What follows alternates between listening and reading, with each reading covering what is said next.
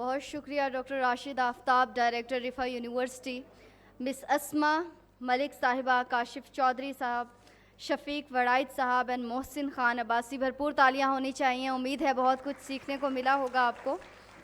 بہت زبردست panel discussion ہوئی ہے. تمام احباب سے گزارش ہے کہ اپنی اپنی نشستوں پر بیٹھ جائیے تاکہ پروگرام کو، ایونٹ کو آگے بڑھایا جائے.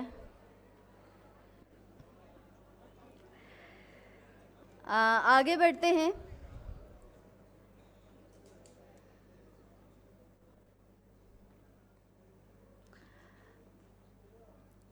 جو اسٹیج کے سامنے گیسٹ ہیں ان سے پلیز گزارش ہے کہ اپنی اپنی نشستوں پر بیٹھ جائیے. ہمارے درمیان یہاں پر بہت سی باتیں ہوئیں. ٹیک کے لوگ بھی آئے ہیں، آپ بھی رہے ہیں، بہت سی کمپنیز کے سی ای اوز آئے ہیں، بہت سی شخصیات موجود ہیں. اور آج ہمارے ساتھ ایک اور شخصیت جو کسی تعارف کی محتاج نہیں ہے، اور انہوں نے بھی بہت محنت کی، دین اور دنیا کو ساتھ لے کر چل رہے ہیں. اسلامک اسکالر ہیں. امن کی ابھی سے ہوٹنگ کون ہے؟ مطلب آپ لوگوں کو پتہ چل گیا ہے میں نے جب اسلامک اسکالر بولا. پیس، لیڈرشپ، اسلام کے بارے میں بات کرتے ہیں جو بہت کم لوگ کرتے ہیں، اور وہ بات کرتے ہیں جو لوگوں کے دلوں میں اترتی ہے. تو میں چاہوں گی آپ سب کی بھرپور تالیوں میں اسٹیج پر طٰہٰ ابن جلیل اسٹیج پر تشریف لے آئیں اور اپنے خیالات کا اظہار کریں.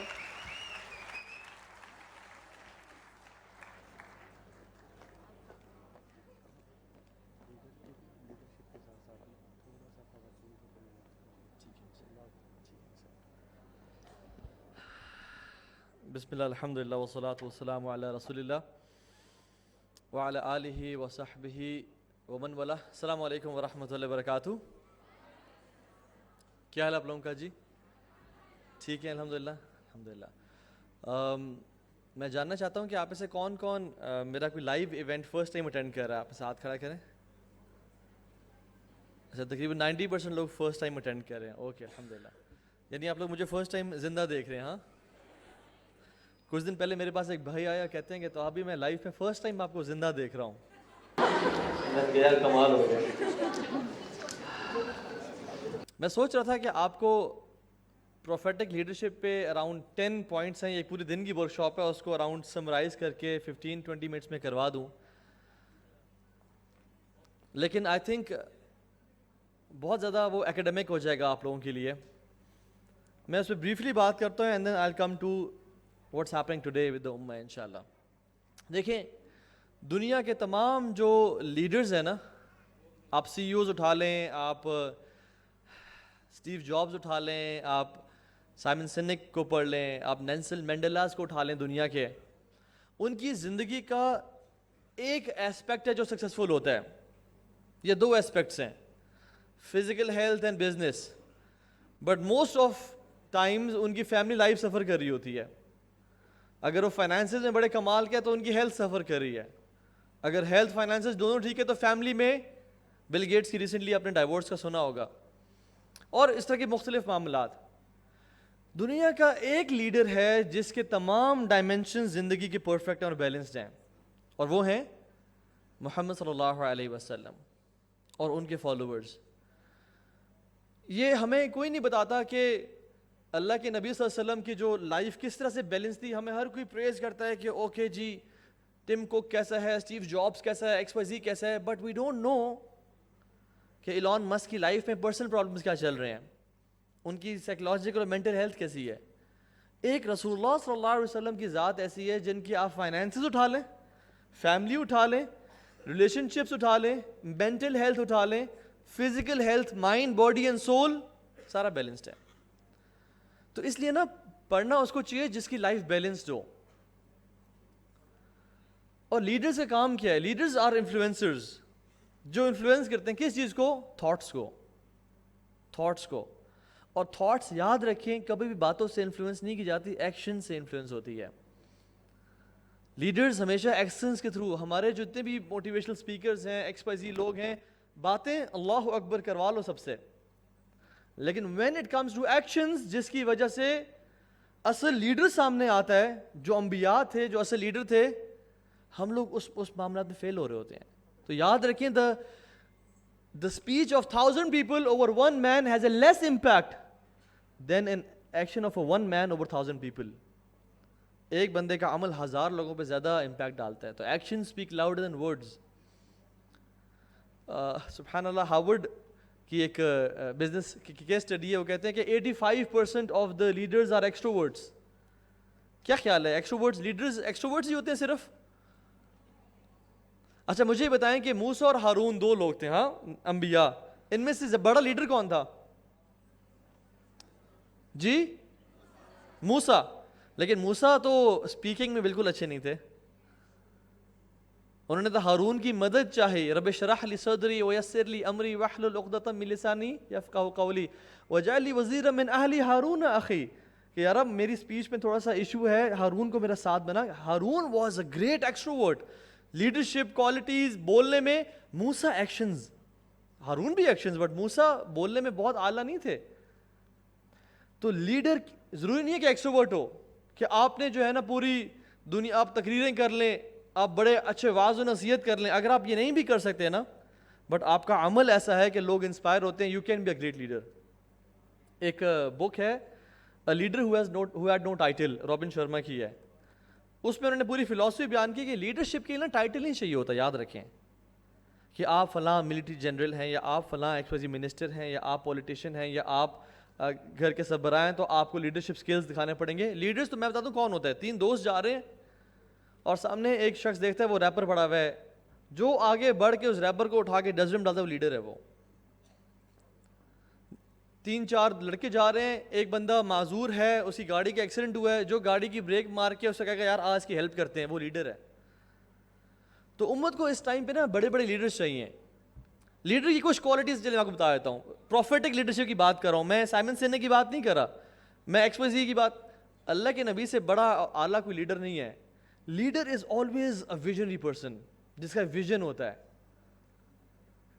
اور جو ویژن کو لیڈ کرتا ہے تھرو کیریکٹر. لیڈر کبھی بھی لو ویلیوز کا نہیں ہوتا. A person of high character and calibre. آپ کو پتہ ہے محمد رسول اللہ پہ ایمان لانے سے پہلے لوگ محمد بن عبداللہ پہ ایمان لے کے آئے تھے, اور اللہ کے نبی صلی اللہ علیہ وسلم جب آتے تو کیا کہا جاتا؟ جاء صادق وجاء الامین, سچا آ گیا اور ایماندار آ گیا. تو اگر آپ چاہتے ہیں نا لوگ آپ کی بات کو ٹرسٹ کریں, لوگ آپ کو سیریس لیں. ایون ہمیں لڑکے کہتے ہیں کہ تو ہاں بھی آپ میرے پیرنٹس سے بات کیوں نہیں کرتے کہ وہ ہماری شادی کر دیں. ینگ لڑکے, ہمارے پیرنٹس شادی نہیں کرتے. میں کہتا ہوں یار تمہارے گھر میں ایٹیٹیوڈ کیسا ہے؟ کیا تم راتوں کو لیٹ جاگتے ہو اور صبح لیٹ اٹھتے ہو؟ کیا تم گھر میں جانے کے بعد اپنی پینٹ وہاں پھینکتے ہو اور شرٹ وہاں پھینکتے ہو اور بیلٹ وہاں پھینکتے ہو؟ کیا تمہارا یہ ایٹیٹیوڈ ہے؟ اگر یہ ہے تو پھر یاد رکھو 35 سال سے پہلے شادی نہیں ہونے والی تمہاری. We have to show responsibility گھر جا کے کہ ہاں ہم اپنے آپ کو سنبھالنے کے قابل ہیں. جب پیرنٹس دیکھتے ہیں کہ یہ لڑکا اپنے آپ کو سنبھالنے کے قابل نہیں ہے, یہ ساری رات گیمنگ کرتا رہتا ہے, سارا دن PUBG کھیلتا رہتا ہے, اور فورٹ نائٹ پہ ٹائم گزارتا ہے, اور اس کی یہ لائف ہی مینیج نہیں ہے, تو یہ کسی اور خاتون کو کیسے مینیج کرے گا؟ رسپانسبلٹی. لیڈر کی کوالٹی بتاتا ہوں میں آپ کو. اللہ کے نبی صلی اللہ علیہ وسلم he rarely spoke about strategy, he spoke about vision. جب بھی انہوں نے بات کی نا, یاد رکھیں vision eats strategy in breakfast every single day. 2008 میں ہنری فورڈ جو تھا, یعنی 1936 میں جب ایک اکنامک ڈپریشن آیا اور فورڈ موٹر کمپنی جب بالکل ڈوبنے لگی اور گرنے لگی, تو ہنری فورڈ نے کیا کیا تھا؟ He didn't speak about strategy, he spoke about vision. Ford کا مقصد کیا ہے, ہمیں بنایا کیوں گیا ہے؟ اور اس نے کہا کہ فورڈ کی وجہ سے, ہماری گاڑیوں کی وجہ سے آپس میں ریلیٹیوز ملتے ہیں, لورز میٹ ایچ ادر, لوگ ڈسٹنس ختم ہوتے ہیں, دیٹس وائی فورڈ ایگزسٹس. اللہ کے نبی صلی اللہ علیہ وسلم نے ہمیں جب بھی بتایا, ہمارا مقصد بتایا, تمہارے اس دنیا میں آنے کا مقصد کیا ہے. میں آپ کو ایک ایگزامپل شیئر کرتا ہوں. دیکھیں جب خندق کا موقع تھا اور اتنے برے حالات تھے کہ مسلمانوں کو ٹرینچ کھودنی پڑ رہی تھی اپنے سروائیول کے لیے, رائٹ. ایک بہت بڑا پتھر آ گیا جو کہ نہیں ٹوٹ رہا تھا صحابہ سے. رسول اللہ کو بلایا صلی اللہ علیہ وسلم. آپ صلی اللہ علیہ وسلم نے جب وہ اس پتھر کو ہٹ کیا, واٹ ہیپنس کہ جب ایک لوہا پتھر سے اسٹرائک کرتا ہے تو چنگاریاں نکلتی ہیں, رائٹ. تو جب وہ ہٹ کیا تو اسٹریٹجی نہیں بتائی کہ ہمیں کیا کرنا ہے, کس طرح سے کرنا ہے, یہ گھودنا کس طرح سے ہے, بچنا کس طرح سے ہے. He talked about vision. کہا فتحت قصور الشام, شام ہمارا ہے, فتح ہو گیا. پھر دوبارہ اسٹرائک کیا اور کہا فتحت قصور روم, روم ہمارا ہے. پھر دوبارہ اسٹرائک کیا اور کہا فتحت قصور فارس, فارس بھی ہمارا ہو گیا. سو اسٹریٹجی سے زیادہ امپورٹنٹ ویژن ہوتا ہے. اور سب سے بہترین اسٹریٹجی پتہ کیا ہے؟ کلچر. جس ادارے کا, جس گھر کا, جس ریاست کا کلچر اچھا نہیں ہوتا نا, وہ کبھی بھی ترقی نہیں کر پاتی. اور مدینہ کا کلچر کیا تھا؟ بردرہڈ کا, اخوت کا, بھائی چارے کا. ہم پاکستان ویک کیسے ہوا اور امت ویک کیسے ہوئی؟ ہمیں کالونائز کر دیا گیا, ہمیں کہا یہ تمہارا حصہ, یہ تمہارا ملک, یہ تمہارا ملک. 71 میں جو ہمارے ساتھ ایک بہت بڑا ہاتھ ہوا تھا کہ ہمارے بھائیوں کو ہم سے جدا کر دیا گیا, اس کی وجہ کیا تھی؟ لسانیت, لینگویج کی بیسس پہ ہم جدا ہو گئے تھے. اور آج واللہ جو چیز ہمیں اکٹھا کر سکتی ہے وہ ایک امت کا کانسیپٹ ہے اور ایک کلچر ہے. دیکھیے بات سنیں, امت کے اگر جنرلی حالات دیکھیں تو کیا ڈس اپوائنٹنگ ہیں یا بڑے خوش کر دینے والے ہیں؟ جواب دیں. ڈس اپوائنٹنگ ہے نا. اگر آپ چائنا کی طرف دیکھ لیں تو وہاں پہ ویگر مسلمس کے ساتھ جینوسائڈ کیا جا رہا ہے. اگر آپ میانمار, برما کو دیکھ لیں تو روہنگیا مسلمس کے ساتھ کیا کیا جا رہا ہے. اگر آپ انڈیا میں دیکھ لیں تو ایک جینوسائڈ پلان کیا جا رہا ہے مسلمانوں کے خلاف. آپ سعودی عرب کو دیکھ لیں تو وہاں پہ علماء اور دعات کو جیلز اور ڈنجنز میں پھینکا جا رہا ہے. اگر آپ سیریا کی طرف دیکھ لیں تو 10 سال سے اوپر ایک جنگ چل رہی ہے وہاں پہ جو کہ ختم ہونے کا نام نہیں لے رہی. آپ یمن کی طرف دیکھ لیں تو ایک فیمن اسٹرائک کیا ہوا وہاں پہ جہاں پہ خواتین اور بچوں کے لیے کھانا محال ہو گیا ہے. آپ ترکی, موروکو اور افغانستان کو دیکھ لیں تو زلزلے آ رہے ہیں. آپ لیبیا کی طرف دیکھ لیں تو ایک ڈیم بروک اور وہاں پہ ٹورنیڈوز آئے اور تباہی ہو رہی ہے. اور پاکستان کو آپ دیکھ لیں تو آل ٹائم ہائی انفلیشن نے ہمیں ہٹ کیا ہے, ایون ورس دین شری لنکا, 37.9% سے بھی اوپر. یہ حالات ہیں امت کے. سعودی عرب میں جب یہ سارا جینوسائڈ پوری فلسطین میں ہو رہا تھا تو سعودی عرب نے کیا کیا؟ شکیرہ کو بلایا کانسرٹ کے لیے. اور میں آپ کو بات بتاؤں, ہسٹورینز لکھیں گے کہ جب غزہ میں بامز پھینکے جا رہے تھے اور وائٹ فاسفورس پھینکا جا رہا تھا جو کہ بچوں اور خواتین اور بزرگوں کے چہرے کو جلا دیتا ہے, ان کی باڈیز کے اندر تک پینیٹریٹ کر جاتا ہے, تو اس ٹائم پہ پاکستان کے ڈفرینٹ انسٹیٹیوٹس میں کانسرٹس ہو رہے تھے اور میوزک پلے کیا جا رہا تھا. اس سے بڑی بھی کوئی ذلت ہے؟ 57 اسلامی ممالک مل کے بھی ایک پانی کی بوتل نہیں پہنچا پا رہے غزہ میں, اس سے بڑا کوئی ذلت ہے؟ وہاں پہ سردیاں آ رہی ہیں, ہم ایک کمبل نہیں پہنچا پا رہے جب تک اسرائیل رفح کراسنگ کو کھولنے کی اجازت نہیں دیتا. اس سے بڑے کوئی ذلت کا مقام ہے؟ یاد رکھیں, قومیں نا بلڈنگوں سے اور روڈوں سے اور انفراسٹرکچر سے نہیں بنتی, قومیں غیرت سے بنتی ہیں. غیرت نہ ہو تو 5 درجن ممالک کا جو OIC الائنس ہے نا وہ کچھ نہیں کر سکتا, اور غیرت ہو تو 313 بھی غالب آ جاتے ہیں. ہمارا مسئلہ کیا ہے؟ ہمارا مسئلہ یہ ہے کہ ہمارے اندر 313 تو کیا 13 بھی موجود نہیں ہیں جو ایمان اور عمل والے ہوں. میں آپ سے نا ایک اپنی بات کو ریپ اپ کرتے ہوئے ایک چیز شیئر کرتا ہوں. یاد رکھیں, جب مسلمان اور امتیں اور انبیاء اپنی ایک کرٹیکل لمٹ تک پہنچتے ہیں تب اللہ کی مدد نازل ہو جاتی ہے. میں آپ کو ایگزامپل دیتا ہوں. موسیٰ علیہ السلام جب ان کی پیدائش کا پتہ چلا فرعون کی فورسز کو تو وہ گھر آ گئے. Now this was the first critical limit in the life of موسیٰ. اللہ تعالیٰ نے کیا کیا؟ ان کی ماں کے دل پہ وحی کی کہ اس کو ایک باسکٹ میں ڈال کے پانی میں بہا دیں. اللہ کی مدد نازل ہوئی. تو when a prophet or an ummah reaches the critical limit, Inayat الالہیہ, the help of Allah comes down. یہ اسٹینڈرڈ ہے. موسیٰ دوبارہ جب لینڈ کیا تو دیکھا فرعون کے گھر کے پاس لینڈ کیا اور آسیہ علیہ السلام نے اٹھایا.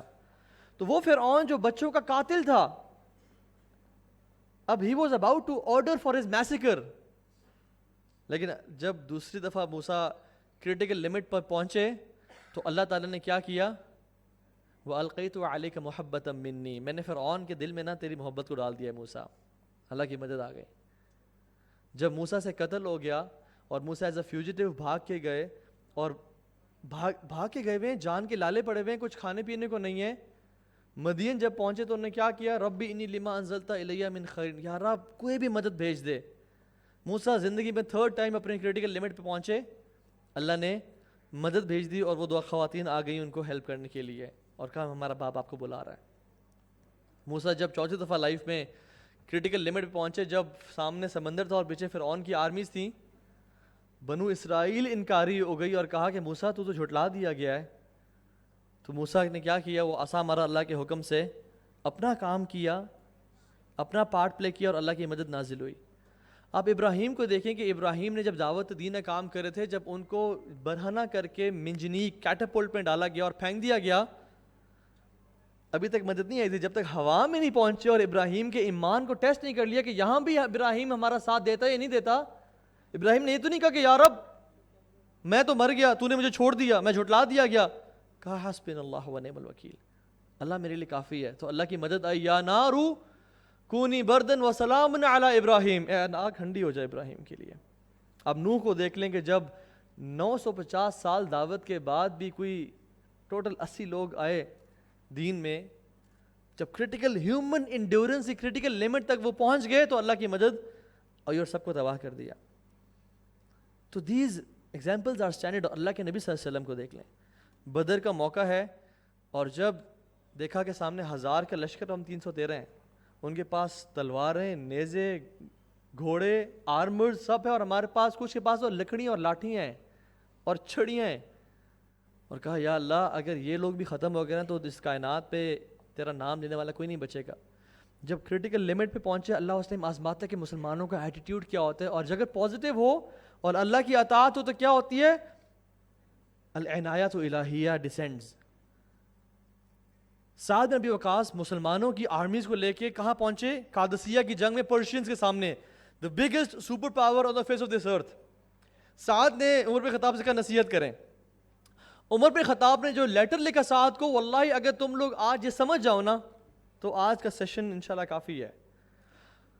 عمر بن خطاب نے کوئی وار اسٹریٹجیز نہیں بتائیں, کوئی الکر و ولفر یعنی بی سی جی کی اسٹریٹجیز, کس طرح سے کمانڈو ٹیکٹکس کیا ہوتی ہیں, گوریلا وارفیئر کیا ہوتی ہے, نہیں بتائی, حالانکہ ہی واز ایکسپرٹ. عمر بن خطاب نے لیٹر لکھا سعد کو, O Saad you have reached the critical limit right now.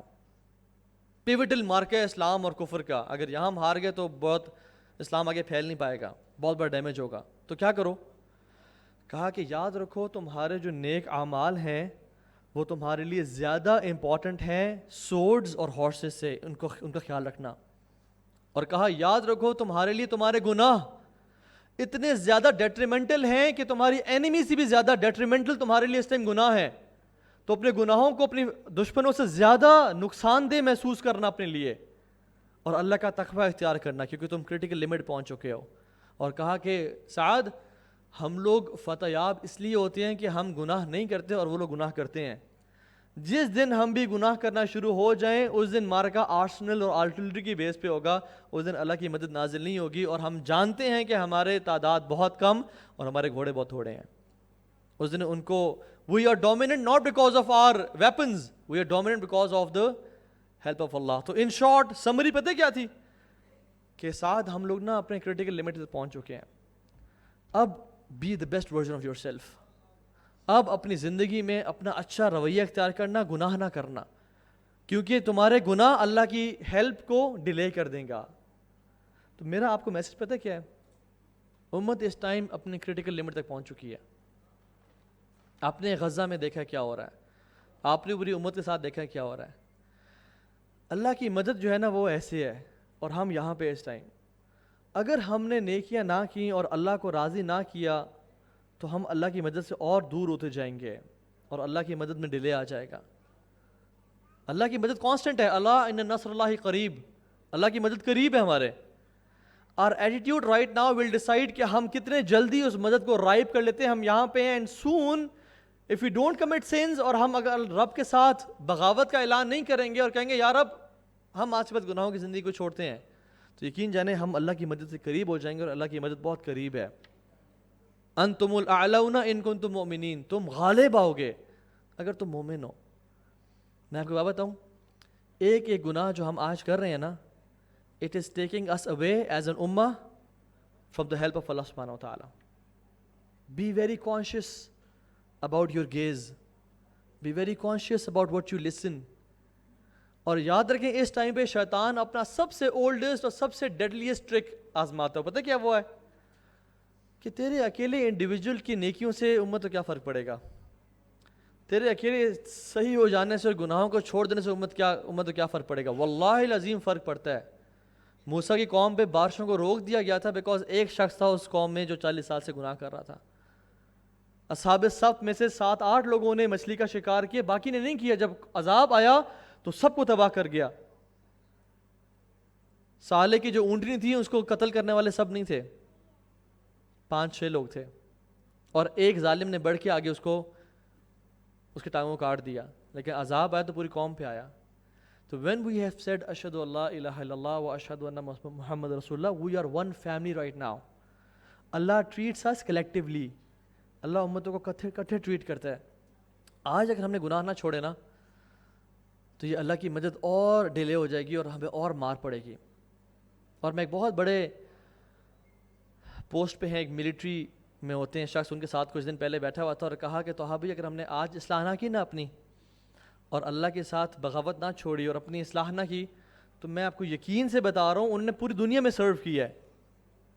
کہتے ہیں کہ کچھ عرصے بعد پاکستان کی صورتحال غزہ والی ہوگی, اللہ نہ کرے. یاد رکھیں اللہ سبحانہ وتعالیٰ جب بھی کوئی بیماری نازل کرتے ہیں نا, اسے پہلے اس کا اینٹیڈوٹ علاج پہلے نازل کر دیتے ہیں. اللہ تعالیٰ نے الاؤ کیا اسرائیل کو کہ 1948 میں وہ بنا, اس بیماری کا علاج اللہ نے 1 سال پہلے نازل کر دیا تھا. پاکستان بنا 1947 میں. تو اسرائیل ایک بیماری اور پاکستان اس کا علاج ہے. اور جب پاکستان اٹامک ویپن بنا تھا نا, تو سب سے پہلے پتہ ہے کس نے خوشیاں منائی تھیں؟ فلسطینیوں نے, کہ آج کے بعد ہم پہ کوئی بری نظر نہیں اٹھا سکتا, آج کے بعد ہمیں کوئی بری آنکھ سے نہیں دیکھ سکتا, ہمارے بھائی now they have atomic weapons. سب کچھ تو ہے ہمارے پاس, بٹ ہمیں غیرت والے لوگ چاہیے. اور the change starts from you guys. اگر اپنی آپ کی اصلاح نہ کی نا ہم نے, اگر اپنے پرائیویٹ سینس کو ہم نے نہ چھوڑا, یاد رکھیں اللہ کی مدد دور ہو جائے گی ہم سے. So every action counts. Beware of your eyes, beware of your what you hear. اپنی زبان کی اصلاح کریں. وہ براؤزنگ چھوڑ دیں جو ہم تنہائیوں میں کرتے ہیں, واللہ اللہ کی مدد ڈیلے ہو جائے گی. وہ ان سے بات کرنا چھوڑ دیں جن سے بات کرنا ناجائز ہے, اللہ کی مدد میں تاخیر آ جائے گی. وہ چیز دیکھنا چھوڑ دیں جو ناجائز ہے. زبان سے وہ الفاظ ادا کرنا, زبان سے وہ غیبت اور چغلی اور گوسپ کرنا وہ چھوڑ دیں. سود میں ڈیل کرنا چھوڑ دیں. حرام ریلیشن شپس چھوڑ دیں. جو قطع تعلقی ہم نے کی ہوئی ہے نا رشتہ داروں کے ساتھ, ان کو معاف کر دیں, اگر ہم چاہتے ہیں کہ اللہ کی مدد ہمارے قریب ہو جائے انشاءاللہ. اللہ تعالیٰ ہم سب کو عمل کی توفیق دے. بارک اللہ فیکم ایوری ون. السلام علیکم ورحمۃ اللہ وبرکاتہ.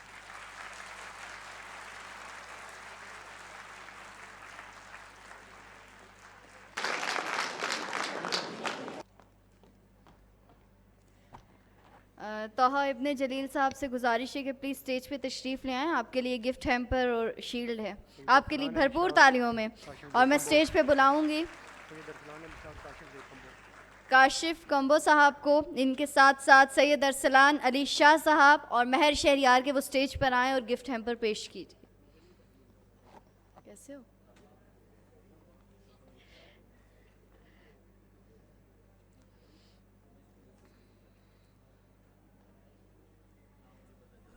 اور تمام احباب کے لیے ریفریشمنٹ کا بھی انتظام ہے, تو آپ لوگ کھا پی کر جائیے گا. تب تک آپ ہمارے اس ایونٹ کو انجوائے کیجیے. مسٹر قاصد صاحب سے بھی گزارش ہے کہ پلیز اسٹیج پہ تشریف لے آئیے.